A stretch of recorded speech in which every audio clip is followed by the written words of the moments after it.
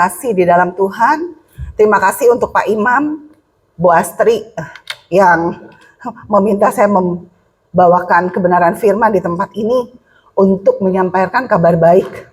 Dan sudah diberi tema pengajarannya dan ini yang mau saya sampaikan.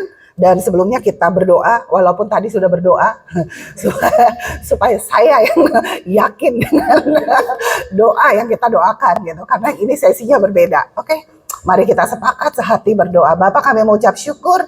Terima kasih untuk hari ini, hari yang indah, hari yang penuh berkat melimpah. Oleh karena di tempat ini ya Bapak, kami anak-anak-Mu Bapak, memandang hadirat-Mu, memandang kebenaran firman-Mu ya Bapak. Sehingga kami tahu di dalam hadirat-Mu, di dalam firman-Mu, semua jawaban tersedia. Terima kasih Bapak, kami berdoa Bapak, pengurapan-Mu ada pada setiap kami, baik kepadaku untuk menyampaikan kebenaran firman yang menjadi isi hatimu untuk kami mengalami pemulihan, kemerdekaan, kesembuhan, dan pengurapan-Mu juga ada di dalam setiap anak-anak-Mu yang mendengar firman, sehingga mereka mendapat rema, mereka mendapat pengertian yang membukakan blind spot Bapak, sehingga setiap anak-anak-Mu ya Bapak mengalami terang-Mu lebih lagi, mengalami kasih-Mu lebih lagi. Terima kasih Bapak, terima kasih. Kami berkati tempat ini, cuaca, situasi ya Bapak, dan kami tolak setiap peran kegelapan yang mau mencuri kebenaran firman Tuhan. Kami perkatakan di dalam nama Tuhan Yesus, setiap pikiran tunduk dalam nama Yesus, dan kami siap Bapak mendengar apa yang Kau mau sampaikan di dalam nama Yesus. Haleluya, amin. Shalom, nama saya Ibu Jen, saya alumni Karis. Bersama dengan teman-teman saya yang ada di tempat ini. Teman-teman saya mereka udah belajar, sudah tahu apa yang mau saya sampaikan gitu.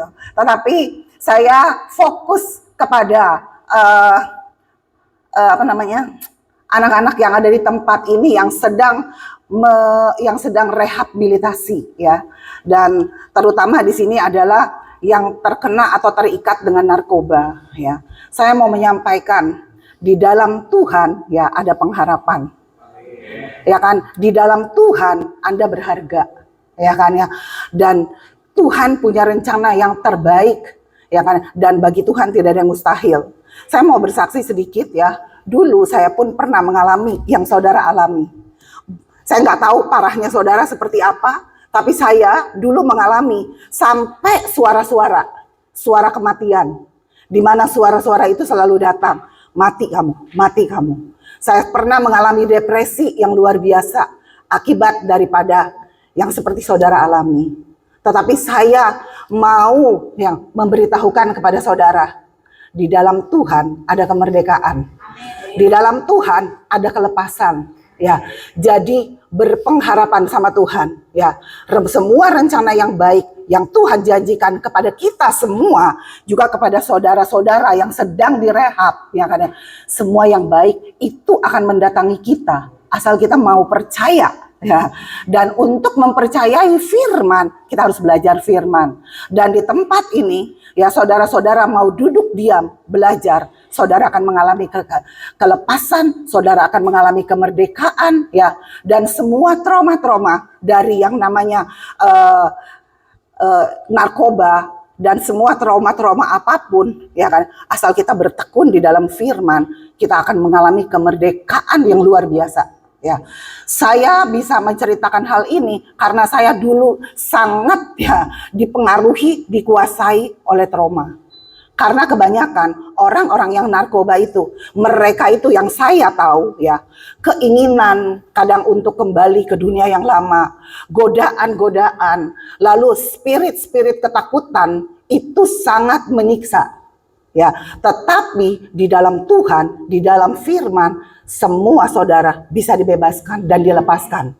Dan bahkan kadang ada orang-orang yang menyuarakan, oh karena dulu narkoba efeknya akan begini, efeknya akan begitu, dan lain-lain. Kalau saudara belajar firman Tuhan, bertekun di dalam Tuhan, tidak ada efek. Ya, no efek. Kalau kita mencari Tuhan, efek kebaikan Tuhan yang akan mendatangi kita. Dulu efek saya sampai bangun, berdiri, dan lain-lain sulit. Berpikir jadi nggak benar. Tapi hari ini dengan saya bertekun belajar firman Tuhan, saya sungguh-sungguh menjadi orang yang merdeka. Bahkan dulu saya orang yang suka minum obat. Sekarang saya anti obat. Kenapa? Obat saya adalah firman. Dan saya sehatnya luar biasa. Dulu begitu lemah. Tetapi hari ini karena terus saya berendam dalam firman, selalu saya menyerap firman, merenungkan firman, saya terbangun ya kan, akan siapa saya di dalam Tuhan, dan saya merdeka. Saya menyadari ada roh Tuhan, yaitu roh yang membangkitkan Yesus dari antara orang mati ada di dalam saya, dan saya percaya roh itu menghidupkan seluruh jaringan organ tubuh saya. Ya, dan kalau kita berendam di dalam firman, kesehatan Tuhan, kekuatan Tuhan akan menjadi kekuatan kita. Karena kita hidup bukan dari apa kata dunia lagi, tapi kita hidup dari apa yang Tuhan katakan. Saudara mau jadi seperti saya? Dulu saya nggak bisa bekerja, tetapi waktu saya mencari Tuhan, hikmat Tuhan mendatangi saya sehingga saya bisa bekerja dan menghasilkan, bukan hanya bekerja aja. Jadi ada pengharapan, bukannya tidak ada pengharapan. Ya kan ya, ada pengharapan di dalam Tuhan. Saudara berharga di mata Tuhan. Oke, itu hanya pembukaan. Kita mau belajar hal yang berbeda, ya kan ya. Karena saya mau kasih tahu bagaimana saya bisa mengalami kemenangan. Bagaimana semua itu bisa saya nikmati. Bagaimana saya bisa sehat. Saya sehat tanpa obat loh. Semenjak saya mengalami kesembuhan, saya nggak mengandalkan obat. Ya kan, karena saya tahu ya kan, Yesus firman itu obat di atas segala obat, dia dokter di atas segala dokter. Bukan saya memaksakan orang untuk seperti saya, tapi saya mau menyaksikan kuasa firman tuh iya dan amin, ya kan ya. Asal kita mau percaya gitu. Dan mari kita belajar bertumbuh bersama-sama. Yang saya mau bagikan hari ini adalah judulnya kuasa hidup dipenuhi roh, ya. Ya, kita akan hidup penuh dengan kuasa kalau kehidupan kita dipenuhi dengan Roh Kudus, ya kan. Nah, di sini mari kita belajar baptisan, ada baptisan biasa, baptisan pertobatan, ya. Waktu kabar baik diberitakan, ya kan, kita mendengar firman, ya kan, lalu kita percaya, kita bertobat, kita mengalami keselamatan, lahir baru, ya kan ya. Tetapi, ya kan ya, ada lagi baptisan Roh Kudus. Ya kan? Nah, di sini kita baca dulu supaya kita memahami. Karena banyak orang Kristen, mereka sudah dibaptis secara pertobatan, baptis air, tapi mereka belum mengalami baptisan Roh Kudus. Nah, di sini kita baca ya. Di sini firman Tuhan katakan di Kisah Para Rasul 8 ayat 14 sampai 17. Supaya kita punya dasar firman. Jadi apa yang saya sampaikan bukan saya ngarang cerita, tetapi kita memiliki dasar, ya kan. Nah, di sini firman Tuhan katakan di Kisah Para Rasul 8 ayat 14 sampai 17, ketika rasul-rasul di Yerusalem mendengar bahwa tanah Samaria telah menerima firman Allah, mereka mengutus Petrus dan Yohanes ke situ. Setibanya di situ, kedua rasul itu berdoa supaya orang-orang Samaria itu beroleh Roh Kudus. Ya, sebab Roh Kudus belum turun di atas seorang pun di antara mereka, karena mereka hanya dibaptis dalam nama Tuhan Yesus. Kemudian keduanya menumpangkan tangan di atas mereka, lalu mereka menerima Roh Kudus. Nah, jadi di sini ada orang yang udah bertobat, mereka baru dibaptis keselamatan, belum dibaptis Roh Kudus. Dan di sanalah murid Tuhan Yesus diutus untuk membaptis mereka baptis Roh Kudus. Lalu kita baca lagi ayat 1 lagi untuk meneguhkan apa yang saya sampaikan tentang baptisan. Ada baptisan yang biasa dan ada juga baptisan Roh Kudus. Di Kisah Para Rasul 19 ayat 1 sampai 6, firman Tuhan berkata, ketika Apolos masih di Korintus, Paulus sudah menjelajah daerah-daerah pedalaman dan tiba di Efesus. Di situ didapatinya beberapa orang murid, katanya kepada mereka, sudahkah kamu menerima Roh Kudus ketika kamu menjadi percaya? Akan tetapi mereka menjawab dia, belum, bahkan kami belum pernah mendengar bahwa ada Roh Kudus. Lalu kata Paulus kepada mereka, kalau begitu dengan baptisan manakah kamu telah dibaptis? Jawab mereka, dengan baptisan Yohanes. Kata Paulus, baptisan Yohanes adalah baptisan orang yang telah bertobat. kita bertobat, menerima Yesus sebagai Tuhan dan Juru Selamat, kita memberi diri untuk dibaptis, baptis pertobatan, baptis air. Dan ia berkata kepada orang banyak bahwa mereka harus percaya kepada Dia yang datang kemudian daripadanya, yaitu Yesus. Ketika mereka mendengar hal itu, mereka memberi diri mereka dibaptis dalam nama Tuhan Yesus. Dan ketika Paulus menumpangkan tangan atas mereka, turunlah Roh Kudus ke atas mereka, dan mulailah mereka berkata-kata dalam bahasa roh dan bernubuat. Jadi di sini dikatakan orang Kristen ada yang sudah dibaptis tetapi belum menerima baptisan Roh Kudus, ada yang sudah, Bahkan kadang ada gereja yang menolak. Tetapi kalau kita menolak baptisan Roh Kudus, yang rugi itu kita. Karena itu adalah karunia yang Tuhan berikan kepada kita agar kita tuh dimampukan oleh Roh Kudus untuk kita hidup berjalan di muka bumi ini menjadi pemenang. Untuk kita hidup berjalan dengan kuasa Roh Kudus. Sebentar, ini mati-mati, sorry.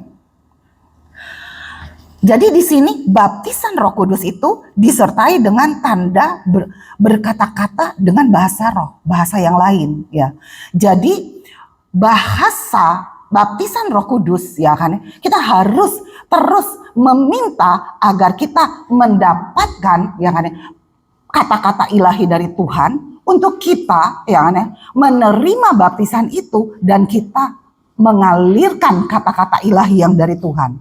Itulah kita sungguh-sungguh mengalami baptisan Roh Kudus Dan kan di sini saya udah tulis baptisan air itu tanda kita dihidupkan oleh Roh Kudus gitu. Tapi baptisan Roh Kudus kita diberdayakan oleh Roh itu sendiri.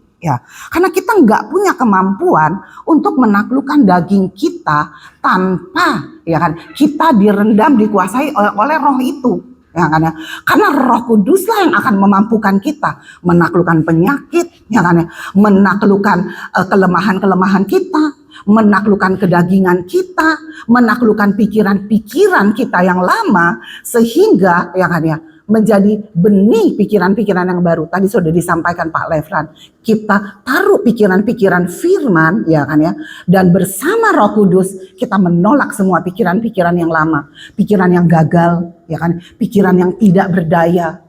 Karena orang-orang yang mengalami, yang setahu saya tidak tahu apa yang saudara alami, itu pikiran-pikirannya tuh buntu. Sehingga pikiran-pikiran putus asa, pikiran-pikiran tidak merasa layak, tidak merasa berharga, itu menguasai. Karena dulu waktu kita pakai, baru kita rasanya pede, kepedean gitu kan.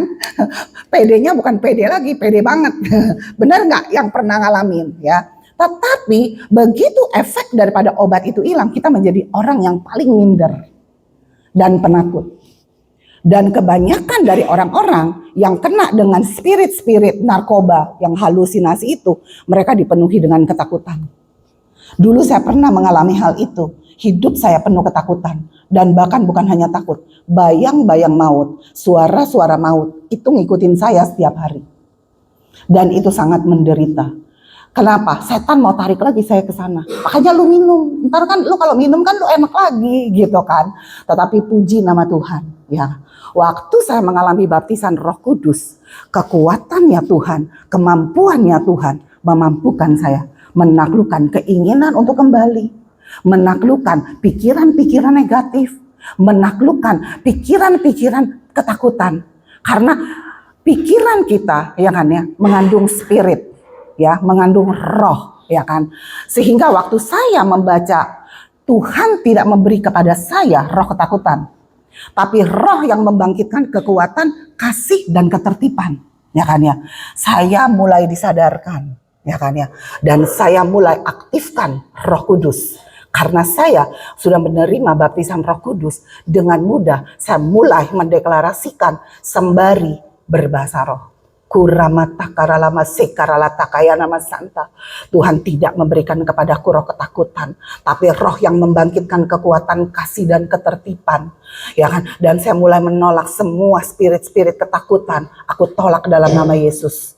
Bahasa roh harus disertai dengan firman. ya kan ya. Karena roh itu ya kan ya yang meneguhkan setiap kebenaran firman yang kita deklarasikan. Ya, karena saya sudah menemukan mutiara-mutiara yang tadi Pak Levan kasih, yaitu benih-benih firman yang berkata, ya kan ya, sesungguhnya kamu telah diberi kuasa, Jen, untuk apa menginjak ular dan kalajengking. Semua ketakutan, semua pikiran-pikiran kebodohan masa lalu itu adalah ular dan kalajengking. Karena itu pikirannya iblis. Setiap Tuhan mau, kita memiliki pikiran Tuhan.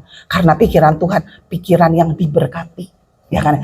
Pikiran yang penuh pengharapan, pikiran yang penuh kuasa. Karena firman Tuhan bilang, perkataan-perkataan yang kukatakan adalah roh dan hidup. Ya, hidupnya Tuhan adalah kehidupan yang powerful, yang penuh kuasa.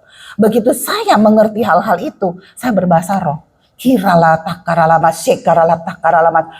Saya sedang meneguhkan firman-firman itu dan saya aktifkan Roh Kudus. Karena Roh Kuduslah yang memberdayakan saya untuk saya terlepas dari pikiran-pikiran yang lama dan saya mengadopsi pikiran yang baru, ya, pikirannya Tuhan.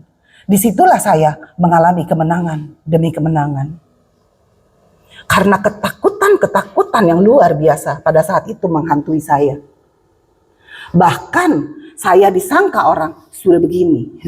Karena orang tidak tahu apa yang bergejolak di dalam jiwa saya. Orang gak ada yang tahu. Suami saya pun kalau teman-teman saya tanya, dia bilang saya lagi depresi. Kenapa saya dibilang kayak gitu?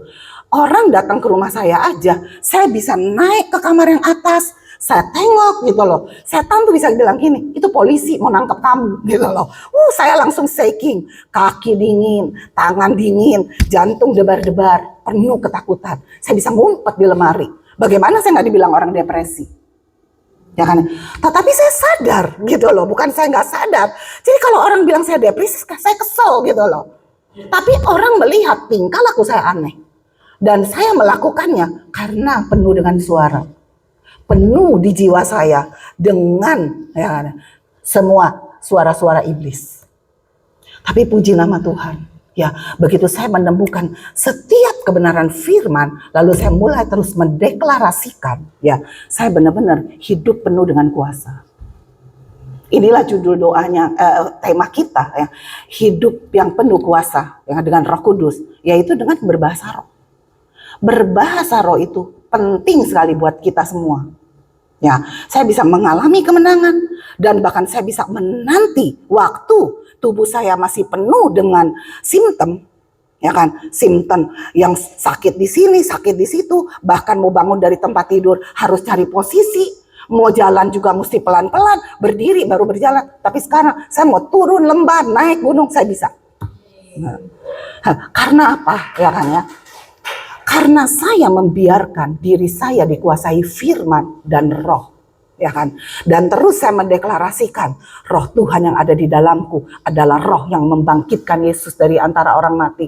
Roh itu menghidupkan seluruh jaringan organ tubuh saya. Dan saya perkatakan seluruh jaringan organ tubuh ini hidup, ya kan ya. Semua pikiran-pikiran negatif aku tolak, aku usir. Karena saya mendapatkan firman apa? Lukas 10 ayat 19. Mungkin bisa ditampilkan.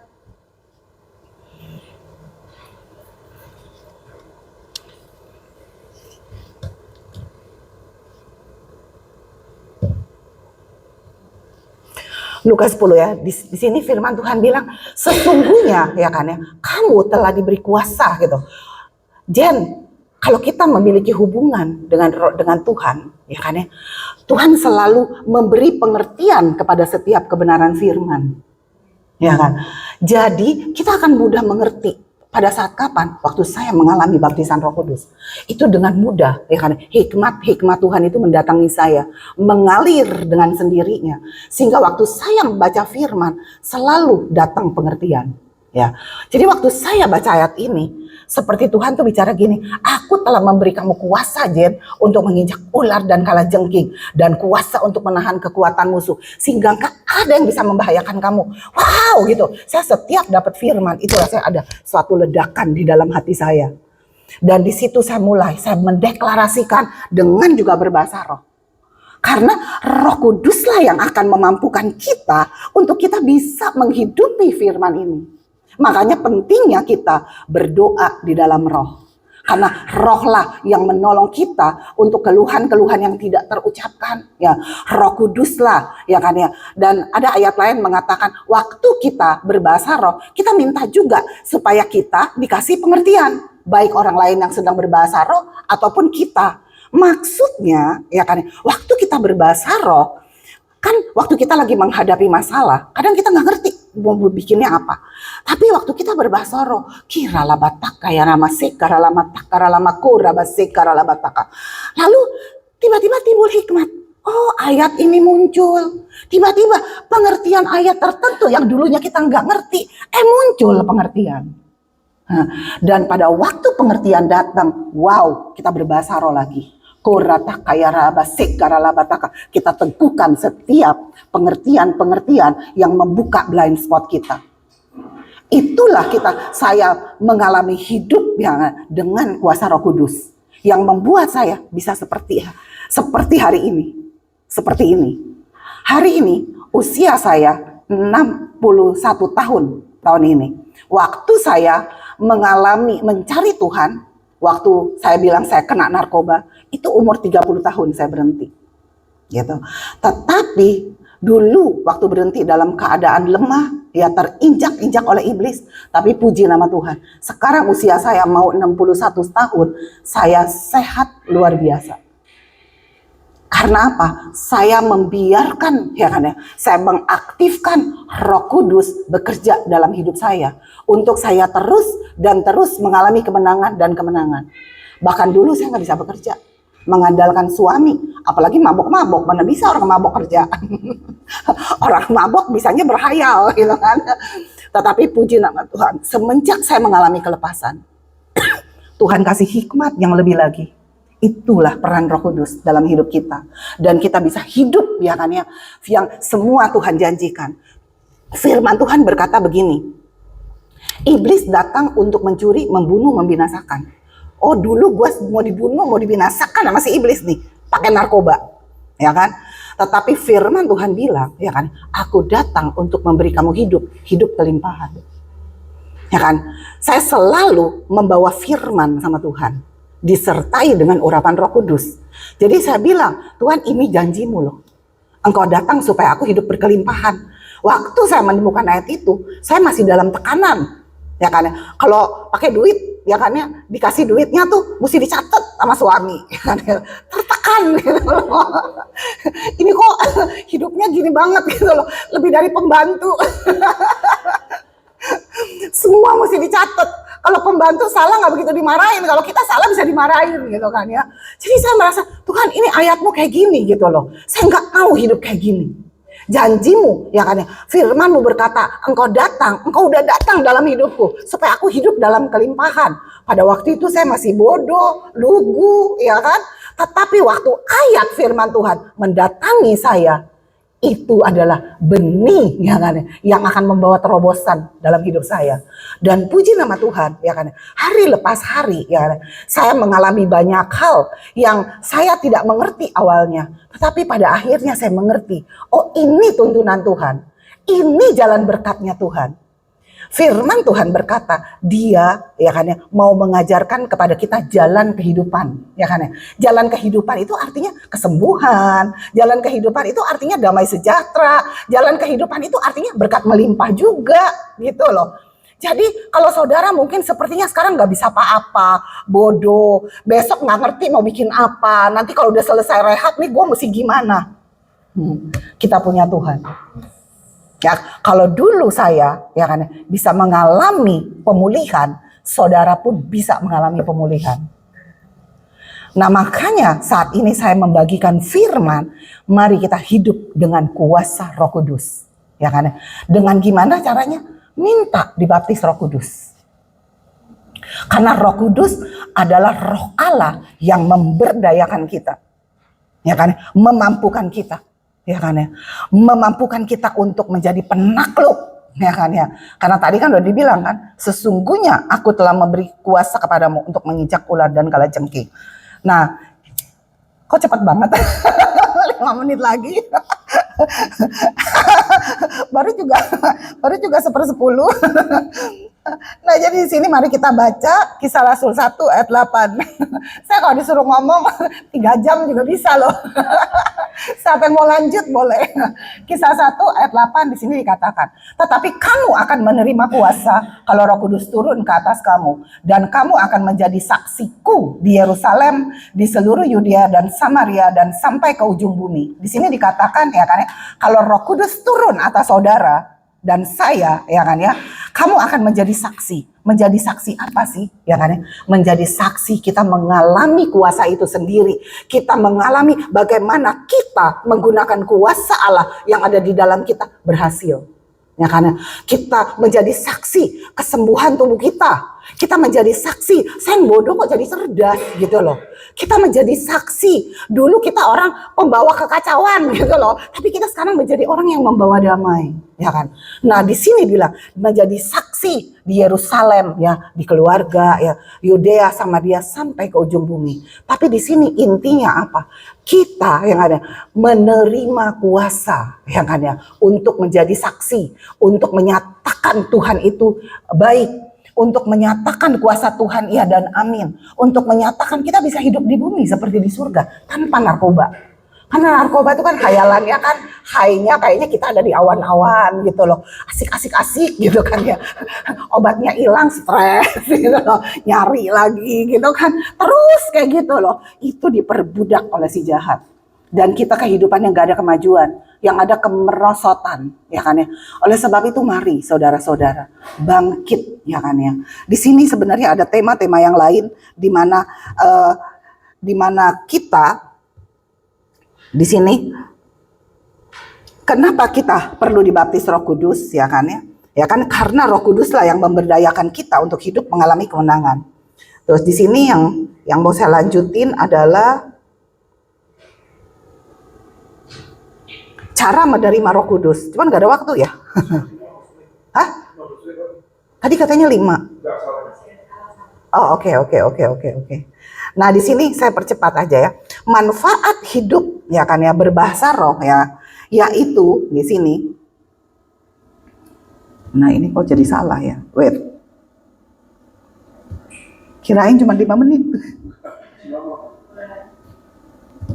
Tunggu nih. Soalnya hilang nih. Mana manfaat hidup? Ya, manfaat berbahasa roh ya. Di sini yang saya sudah catat yaitu kita membangun iman.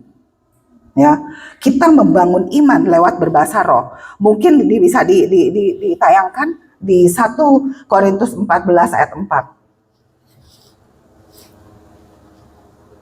Ya, siapa yang berkata-kata dengan bahasa roh, ia membangun dirinya sendiri. Tapi siapa yang bernubuat, ia membangun jemaat. Jadi berbahasa roh itu tujuannya apa? Membangun iman, membangun jati diri kita yang baru di dalam Tuhan. Makanya yang tadi saya bilang, kalau kita dapat firman, kita teguhkan dengan kita berbahasa roh.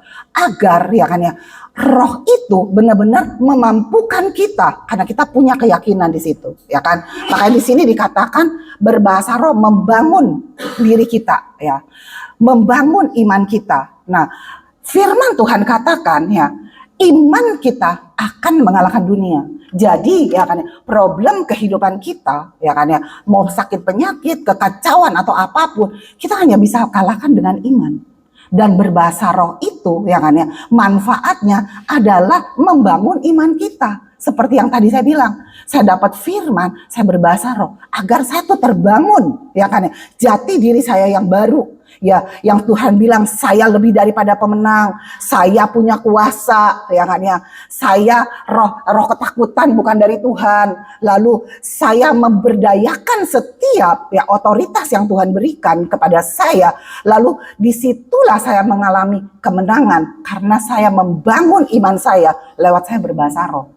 Karena firman-Nya berkata kita membangun iman waktu kita berbahasa roh, sehingga waktu kita mengaktifkan Roh Kudus ya kan ya, iman kita bangkit dan kita menjadi orang-orang yang mengalahkan dunia. Lalu kita mudah merasakan hadirat Allah Karena waktu kita berbahasa roh, kita konsentrasi kepada Tuhan, kita akan fokus dan kita bisa merasakan Tuhan itu nyata, ya kan? Rohnya ada di dalam kita. Dia Allah Immanuel yang tidak pernah meninggalkan kita. Dia selalu mau menolong kita. Dia mau mengajar kita. Karena kadang kita sering melenceng. Bukan siapa-siapa, kita nggak bisa ada yang sombong. Oh, saya yang paling benar, saya paling jago. Saya pun masih kadang suka salah. Ya, kadang-kadang dalam hal tertentu, saya tiba-tiba, kok gue kesel gitu kan. Nah, begitu sadar, no, saya nggak mau kesel. Ya kan, saya mengampuni. Kalau orang luar yang ngeselin kita, nggak gitu berasa. Kan karena nggak ketemu. Tapi kalau orang sekeliling kita, suami, anak, wah itu ngefek banget gitu loh. Tapi sekarang udah nggak ngefek. Karena udah dipenuhi firman dan Roh Kudus. Tapi dulu-dulu sering kali kayak gitu. Nah, jadi waktu kita yang ada mengaktifkan Roh Kudus, kita cepet gitu peka. Oh, tadi gue kesel, nggak bisa. Gue mesti mengampuni, ya kan ya. Aku harus memperkatakan berkat kepada suamiku. Aku harus memperkatakan berkat kepada anak-anakku. Cepat sekali kita berbalik, karena kita menjadi orang yang aware, ya kan ya. Ya, dengan sadar dengan hal-hal yang iblis buat. Nah, itulah yang namanya manfaat kita hidup berbahasa roh. Lalu bahasa roh itu akan membuat karunia-karunia Roh Kudus yang ada di dalam kita itu waktu kita pelayanan, karunia itu bekerja waktu kita berbahasa roh. Karena segala sesuatu yang dari roh kita harus mulai dengan spirit dan dimulai dengan bahasa roh. Baru karunia-karunia itu mengikuti kita. Sehingga kita dalam pelayanan menjadi gak susah. Jadi mudah. Saya sering kadang-kadang, lu bawain ini ya. Waduh, gue belum ada persiapan gitu kan ya. Tetapi saya udah banyak mendownload firman, ya kan. Malah saya tuh pakai catatan agak gimana gitu. Saya kalau ngalir biasa tuh lebih set gitu loh.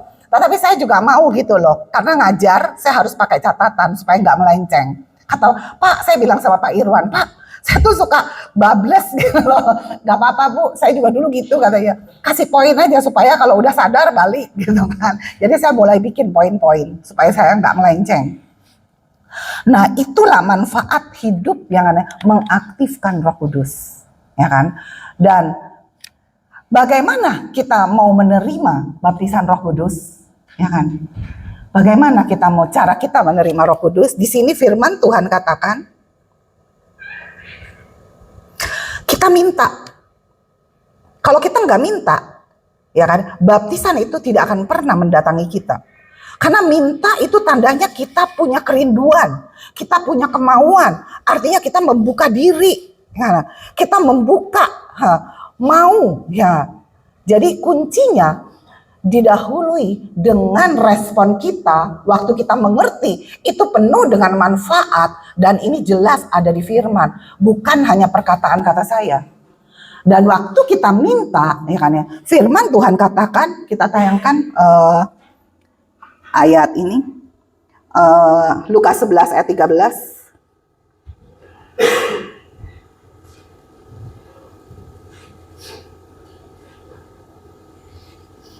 Ya.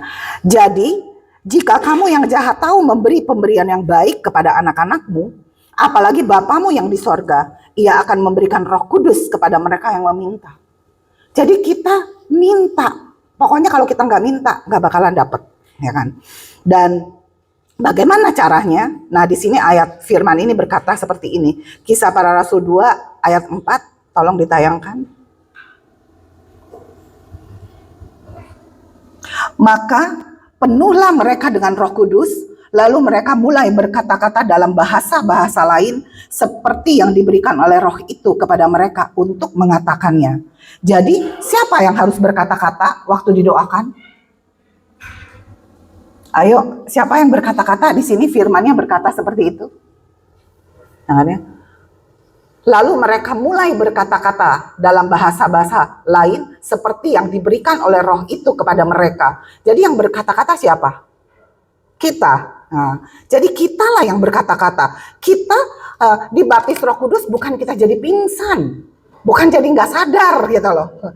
Kadang-kadang orang tuh nunggu kayak orang pingsan, nggak begitu. Kita harus meresponi. Makanya di sini dikatakan kitalah yang harus mulai mengatakan dari inspirasi roh apa yang Tuhan berikan di hati kita. Sehingga, ya kan? Di sini Kisah Para Rasul 11 ayat 15. Di sini.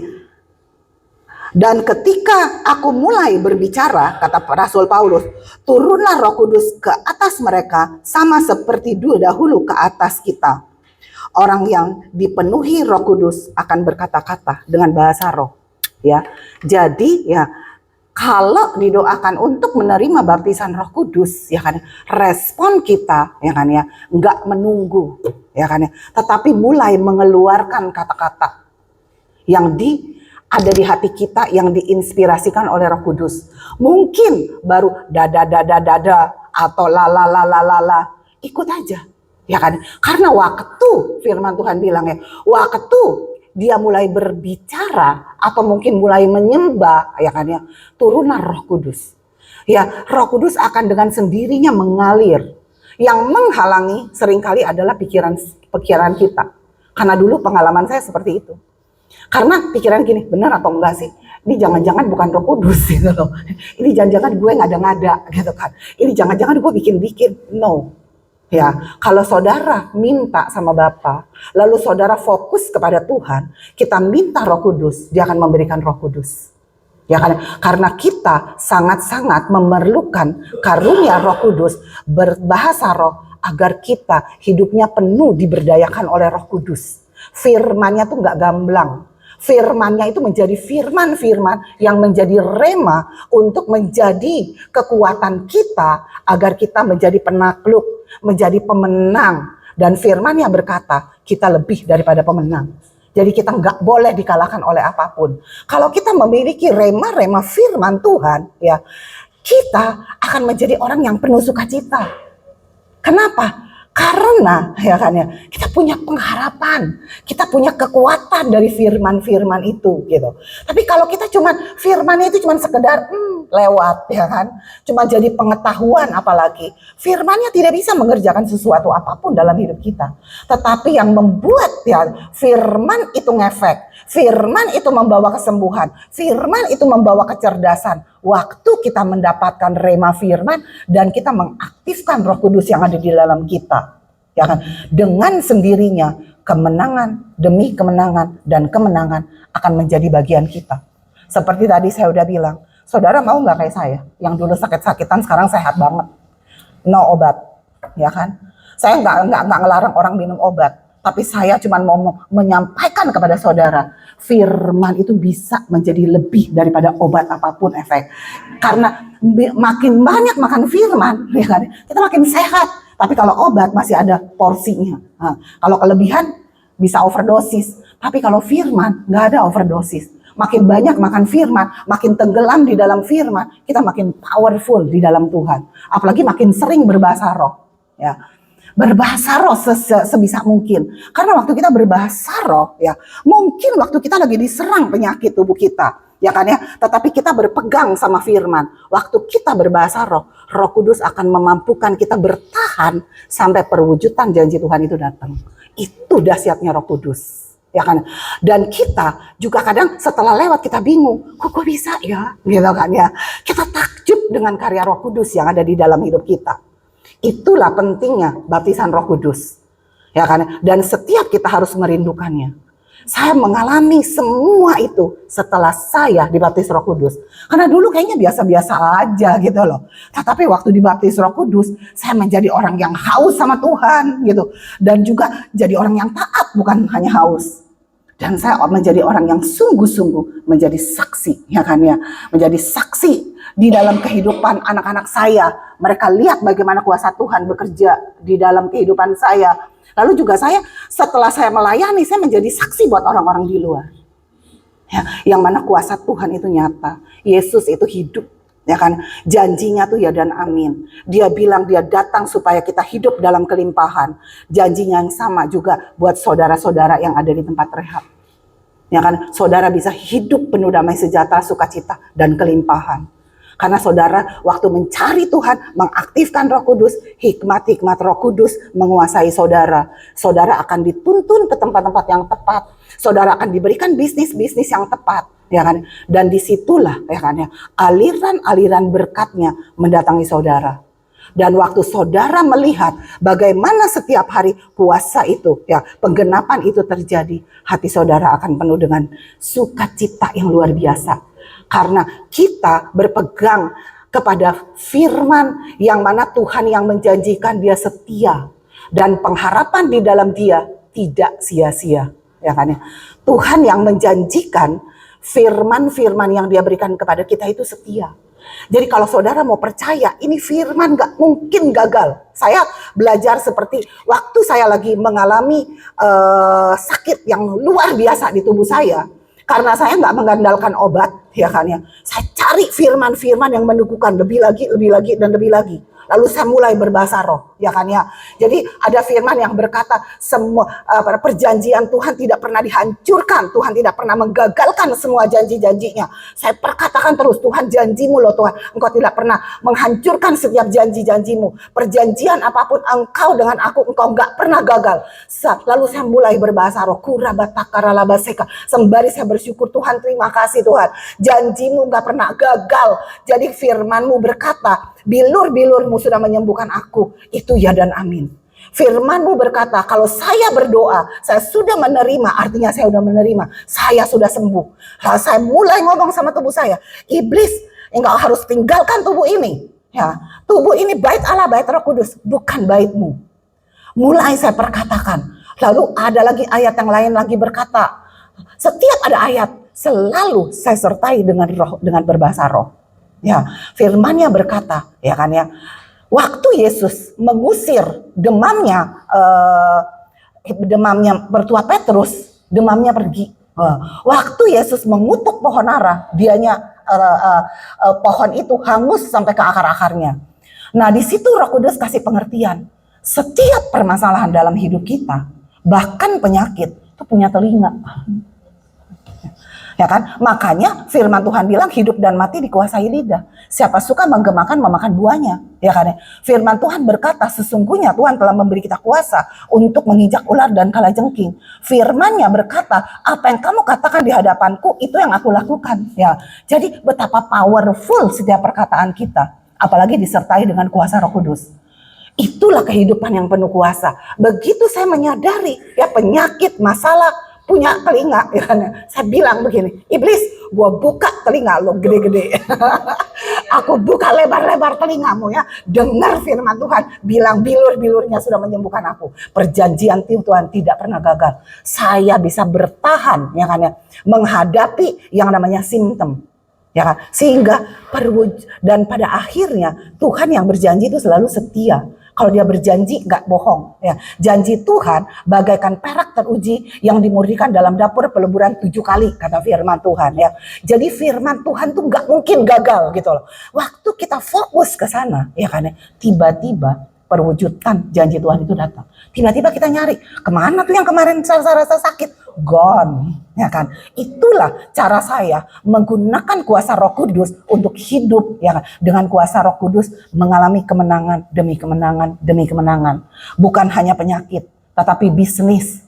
Bukan hanya bisnis, tetapi hubungan, ya kan ya? Kalau saya mesti mengalah, saya mengalah. Kalau saya mesti minta maaf, sekalipun sama suami atau anak, saya minta maaf. Karena semua jalan Tuhan akan mendatangkan solusi. Bukan untuk diri kita aja, orang sekeliling kita. Karena firman-Nya berkata, kejarlah damai dengan semua orang. Ya kan ya. Dan semua itu akan membawa efek yang baik. Ya kan. Dan semua itu hanya bisa dikerjakan kalau kita, ya kan ya, memberdayakan Roh Kudus. Membuat Roh Kudus itu terus aktif dalam hidup kita. Yaitu dengan apa? Baptisan Roh Kudus dan juga kita berbahasa roh. Terus dan terus dan terus. Puji Tuhan, saya berdoa apa yang saya sampaikan menjadi rema, menjadi berkat, dan membuat terutama orang-orang yang direhab penuh pengharapan. Karena kamu berharga, kamu punya masa depan. Jangan pernah berpikir kamu tidak punya masa depan. Sekali lagi saya mau bilang, saya dulu mengalami hal yang seperti itu dengan kondisi yang parah, sampai trauma yang gak karu-karuan, halusinasi yang enggak, sampai disangka udah depresi berat. Saya bisa lepas, saya bisa memiliki pikiran Tuhan, pikiran yang tenang, saya bisa hidup dengan kuasa. Ya kan? Saya mau katakan, saudara pun bisa, bukan hanya saya. Ya. Puji Tuhan, Tuhan Yesus memberkati kita semua. Mari kita berdoa. Kurabataka ya ralabasika ralataka ya nama santara labakuru sika ralabataka. Kina makara lamakuru lusikiri diantu ralabataka ralabasika ralabasika ralabataka. Bapak, kami bersyukur Bapak untuk hari ini, di mana firman-Mu ya Bapak sudah ditaburkan menjadi benih dan firman kuasa-Mu disampaikan ya Bapak. Terima kasih Bapak. Aku berdoa biar terang-Mu membuka pikiran anak-anak-Mu ya Bapa, sehingga kerinduan mereka untuk mengalami baptisan Roh Kudus, hidup dipenuhi Roh Kudus dan firman ya Bapa, itu bekerja untuk membawa kemenangan pada satu kemenangan kepada kemenangan yang lain, pada satu tingkatan ke tingkatan yang lain, pada dari satu pemulihan kepada pemulihan yang lain di dalam kehidupan anak-anak-Mu. Terima kasih Bapa, terima kasih. Kami berkati benih firman-Mu yang telah ditaburkan di tempat ini berbuah menghasilkan kehidupan bagi setiap kami. Sehingga kami anak-anak-Mu terus mengalami kebaikan-Mu lewat kebenaran firman. Lewat kuasa yang Kau berikan kepada kami. Lewat diberdayakan Roh Kudus di dalam kehidupan kami. Dan nama-Mu yang ditinggikan. Nama-Mu yang diagungkan. Terima kasih Bapa. Di dalam nama Yesus. Haleluya. Amin.